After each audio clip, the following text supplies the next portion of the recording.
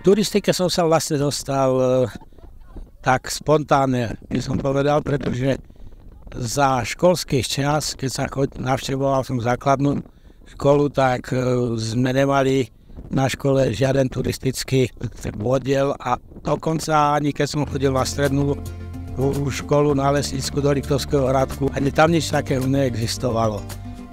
Až po skončení školy som vlastne začal s turistikou, pokiaľ som nenarukoval na vojnu. No a na vojne sme chodevali s prachatickými turistami a po vojne, keď som sa vrátil, turistika ako taká bola viacej bežkárska ako pešia, pretože vtedy sme mali na dedine silný lyžiarsky bežecký oddiel. Nevedeli sme ako na to a preto sme boli 5 či 6 z Vysokej nad Kysucou asi rok členmi klubu turistiky Lokomotíva Čadca, ktorý bol už vtedy ako aktívny veľmi, ale na tých dedinách to ešte nebežalo. Ale potom roku a pol som sa potom odhodlal, že teda založíme ten oddiel turistický aj vo Vysokej. Ale postupne to prerastlo, že sa začali organizovať verejné podujatia, viacdňové podujatia. Už je to vyše 50, čo to robím a mi to vyplňa aj tak čas. Aj mám radosť z toho, že tí ľudia prídu a že vyhľadávajú tie akcie, ktoré organizujem a výlety, ktoré sa robia.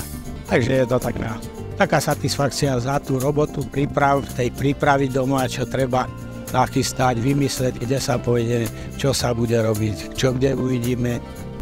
Keď tak na to pozriem dozadu, tak vlastne aj Kysucký vysokohorský klub alebo spolok, čo tu funguje na Kysuciach, tak mi to oni vlastne tak povedali, že som bol prvým organizátorom zahraničných turistických zájazdov na Kysuciach.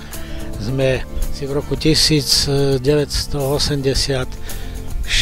už robili 17-denný turistický výlet po pohoriach Bulharska po zmene systému alebo režimu, tak som zorganizoval 18-denný autobusový výlet do Norska, Švédska a Dánska. Tam sme nachodili autobusom skoro 9000 kilometrov.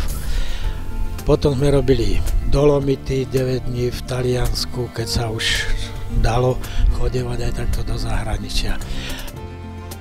Sen turistu, aby tí ľudia v prvom rade na tú akciu išli a v druhom rade, a to je to najhlavnejšie, aby prišli spokojní z tej akcie, že niečo videli, že sa to podarilo, že videli niečo nové, že majú zážitky, že už sa stretli so známymi a strávili ten čas nejak účelné, aktívne a to.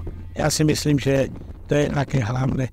No v mojom veku už rozmýšľať nad nejakými veľkými cieľmi, keď mám dosť toho, že prejdem za deň 12-15 kilometrov, tak už o nejakých veľkých vzdialených cieľoch alebo nejakých turistických cieľoch náročných už nemôže byť ani reči.